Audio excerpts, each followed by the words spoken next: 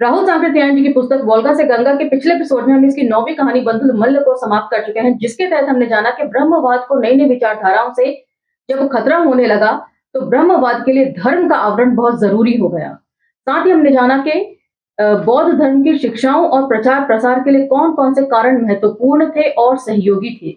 यहाँ पर राहुल सांकृत्यायन बौद्ध लिटरेचर के एक्सपर्ट होने के नाते कुछ कड़वे लेकिन मन को मथने वाले सवाल भी उठाते हैं, जब वे कहते हैं कि इतने सारे धर्म प्रवर्तक पैदा हुए लेकिन दासों की हालत में कभी भी किसी ने सुधार करने का नहीं सोचा। इनफैक्ट वो ये इल्जाम लगाते हैं कि इन धर्म प्रवर्तकों ने दासों की हालत से हमेशा आंखें मूंदी रखी।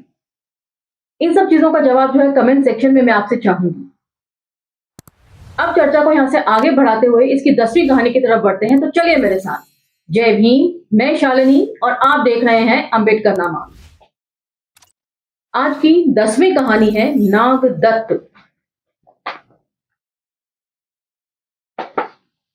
और इसका काल है 335 ईसा पूर्व। इसके बारे में मैं एक छोटा सा सिनॉप्सिस है जो पहले शेयर कर देती हूं ताकि कहानी समझने में आपको आसानी रहे। 10वीं कहानी के लिए भद्रन कौशल्यायन जी का कहना था कि यदि आप कौटिल्य का अर्थशास्त्र पढ़ें, यवन यात्रियों के वृत्तांत पढ़ें, जायसवाल जी की हिंदू पॉलिटी पढ़ें, और आपको बता दूं जायसवाल जी वही हैं काशी प्रसाद जायसवाल जी जिनके ऊपर रतन जी ने अपना शोध प्रबंध लिखा है, और आपके सभी स्कूलों कॉलेजों में पढ़ाया जाने वाला विंसेंट स्मिथ का इतिहास, तो कोई आश्चर्य नहीं कि आपके हाथ भी उनमें से कुछ ऐतिहासिक तथ्य लगेंगे जिन्हें राहुल जी ने नागदत्त में व्यक्त किया है। तो अक्सर आप लोग कमेंट सेक्शन में लिखते हैं कि ये कहानियां जो है वो ऐतिहासिक नहीं है, इसमें इतिहास कुछ भी नहीं है। तो इतिहास को आधार बनाकर फिक्शन ऐड करके ये कहानियां बनाई गई हैं, तो थोड़ा बहुत आधार तो है इसमें इतिहास का, ये कह सकते हैं।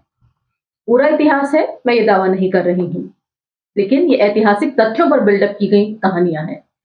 और कहानी जो है आज के एपिसोड में हम जानेंगे कि तक्षशिला के दो मित्र हैं, दो क्लासमेट्स हैं, विष्णुगुप्त और नागदत्त, उनकी कन्वर्सेशन आज हम लेंगे। चलिए कहानी शुरू करते हैं।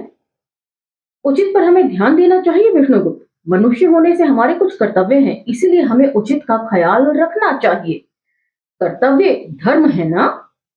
मैं धर्म को ढोंग समझता हूं।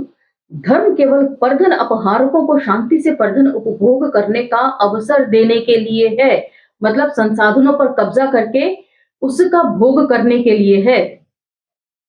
धर्म ने क्या कभी गरीबों और निर्धनों की सुध ली?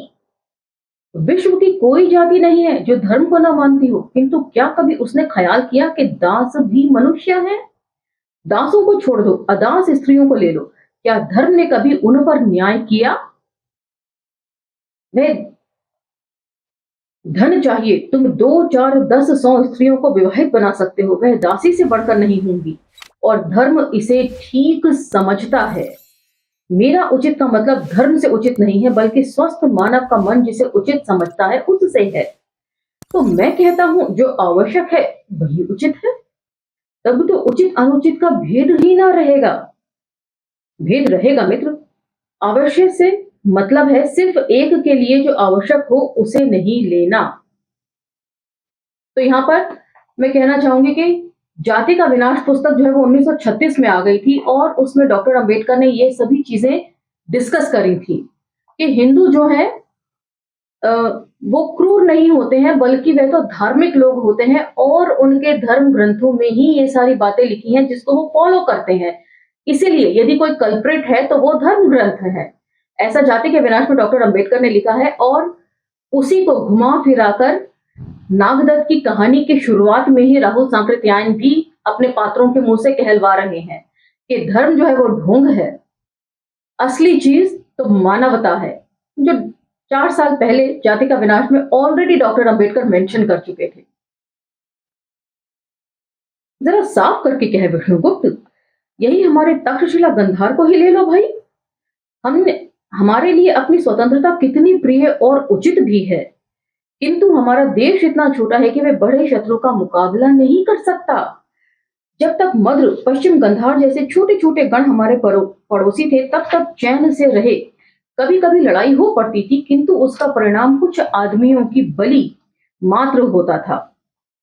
हमारी स्वतंत्रता का अपहरण नहीं, क्योंकि तक्षशिला के कांटेदार आहार को पचाना किसी के लिए आसान न था। किंतु जब पार्श्व विद इन ब्रैकेट ईरानी पश्चिमी पड़ोसी बने तो हमारी स्वतंत्रता उनकी कृपा पर रह गई। हमारी स्वतंत्रता के लिए क्या आवश्यक है? यही कि हम पार्श्वों जितने मजबूत बने। और मजबूत बनने के लिए क्या करें? छोटे से गण से काम नहीं चलेगा। हमें छोटे छोटे जनपदों की जगह विशाल राज्य कायम करना चाहिए। उस विशाल राज्य में छोटे छोटे जनपदों का क्या स्थान रहेगा? अपनेपन का ख्याल, ये गोलमोल शब्द है विष्णुगुप्त। दास कभी स्वामी में अपनेपन का ख्याल रखता है? मतलब छोटे छोटे गणों को यदि आप मिलाकर अपने अधीन करना चाहें तो वो क्यों आपकी अधीनता स्वीकार करेंगे? वो तो आपके दास की तरह हो गए। तो ये तर्क दे रहा है नागदत्त। अब विष्णुगुप्त क्या कह रहा है? तो मित्र नागदत्त, स्थान पाना इच्छा या ख्याल पर निर्भर नहीं करता, वह निर्भर करता है योग्यता पर। यदि तक्षशिला गांधार में योग्यता होगी तो वह उस विशाल राज्य में उच्च स्थान ग्रहण करेगा, नहीं तो मामूली। गुलाम का स्थान? गुलाम का भी कभी कोई स्थान होता है? नागदत्त अब कह रहा है। किंतु मित्र, हम गुलाम का स्थान भी उससे कहीं अच्छा होगा जो कि पश्चिमी गंधार का को दारयोश के राज्य में मिला हुआ है। अच्छा, मेरी औषधि को जाने दे। तू ही बतला हमें अपनी स्वतंत्रता को कायम रखने के लिए क्या करना चाहिए, जबकि यह निश्चित है कि हम एक क्षुद्र जनपद के रूप में अपने अस्तित्व को कायम नहीं रख सकते। मैं कहूंगा विष्णुगुप्त, हमें अपने गण स्वातंत्र्य को कायम रखना चाहिए और किसी राजा के अधीन नहीं बनना चाहिए। मैं मानता हूं हमें एक क्षुद्र गण के रूप में अपनी स्वतंत्रता नहीं कायम रख सकते, इसलिए हमारे सारे Uttarapath with in bracket Punjab के गणों का एक संघ संगठित रहना चाहिए। तो पंजाब को उत्तरापथ भी कहते हैं क्योंकि उत्तर से ही सारे हमले हुए हैं। वही जो है मेन रूट रहा है सारे हमलावरों के लिए।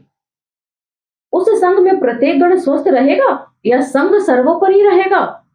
मैं समझता हूं जैसे हम सब व्यक्तियों के ऊपर गण है, उसी तरह गंधार, मद्र, मल, शिवी आदि सभी गणों के ऊपर संघ को मानना होगा।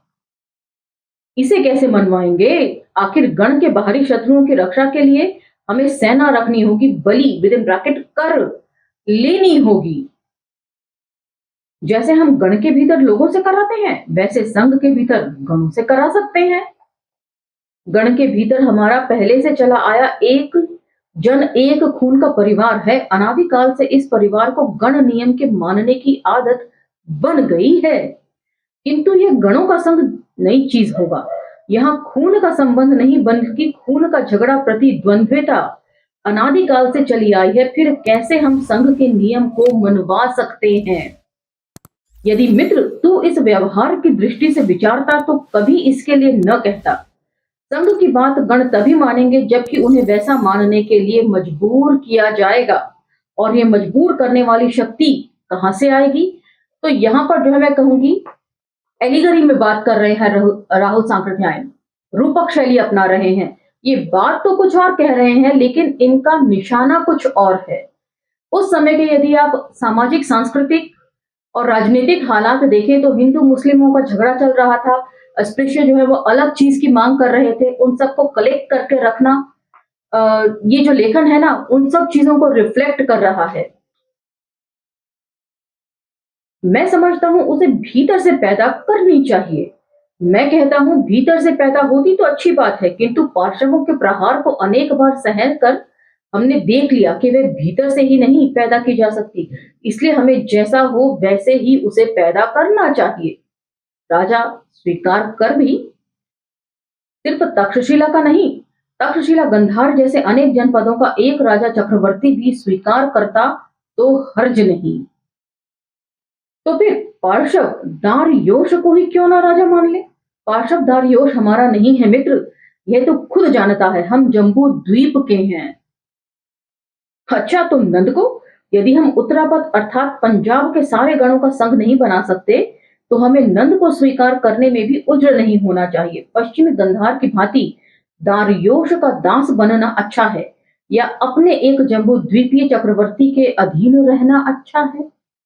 तो नागदत्त तर्क दे रहा है कि अपने भीतर से ही किसी संघ के राजा के अधीन हमें हो जाना चाहिए, बजाय दूसरे राजा के अधीन होने के। तूने विष्णुगुप्त राजा का राज्य कभी देखा नहीं है, देखता तो समझता कि वहां साधारण जन दांस से बढ़कर हैसियत नहीं रखते। मैं मानता हूं, मैंने पश्चिमी गंधार छोड़ किसी राजा के राज्य में पैर नहीं रखा, किंतु देश भ्रमण की इच्छा मेरे दिल में है। मैं तेरी तरह बीच बीच में चक्कर काटने की जगह अध्ययन समाप्त कर एक ही बार उसे करना चाहता हूं। किंतु इससे मेरे इस विचार में कोई अंतर नहीं आ सकता कि हमें यदि विदेशियों की घृणित दास्ता से बचना है तो छोटी सीमाओं को तोड़ना होगा। दारयोश की सफलता की यही कुंजी है। इन्हें कितनी सफलता मिली, इसे मैं नजदीक से देखना चाहता हूँ। नजदीक से? हाँ, मैं प्राचीन में मगध तक देख लिया, और देख लिया नंद का राज्य, जो हमारे पूर्व Gandhar with in bracket Takshashila की तुलना में नर्क है।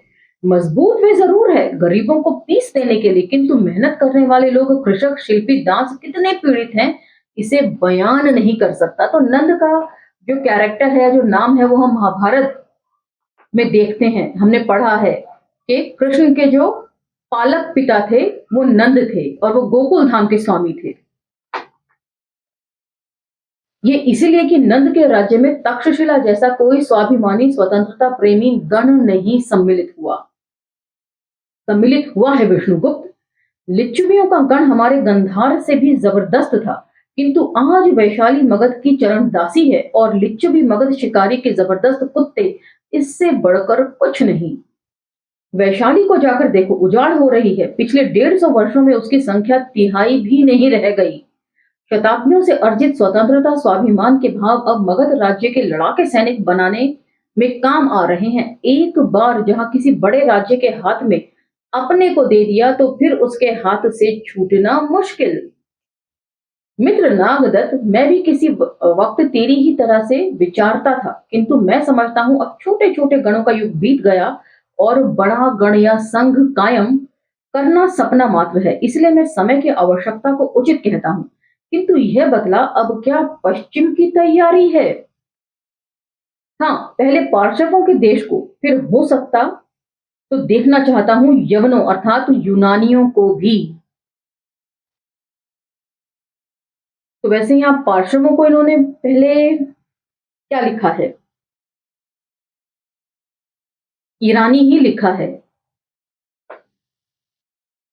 और यवनों को यूनानी। हमारी तरह उनके भी गण हैं, किंतु देखना है कैसे उन्होंने महान दारयोश तथा उसके वंशजों को अपने मंसूबे में सफल नहीं होने दिया। इसे मैं अपनी आंखों से देखना चाहता हूं। तो मतलब ईरानी और यवनों के काम करने की क्या शैली है, उसके बारे में परख करना चाहता है नागदत्त। और मैं भी चल रहा हूं मित्र, प्राची को देखूं मगध में सारे जम्बू द्वीप को एक करने की शक्ति है या नहीं। चलो हम लोग पढ़ाई समाप्त कर धन अर्जन, परिवार पोषण की जगह यहां काम करें। लेकिन मित्र, तूने जो साथ ही साथ वैद्य की विद्या पढ़ी, अच्छा किया। मैं पछताता हूं, यात्रा करने वालों के लिए ये बड़ा लाभ की विद्या है, किंतु तू उससे भी लाभ की विद्या ज्योतिष और सामुद्रिक यंत्र मंत्र जानता है। तो जानता है मित्र, ये झूठी विद्याएं हैं। लेकिन विष्णुगुप्त चाणक्य को झूठी सच्ची विद्याओं से वास्ता?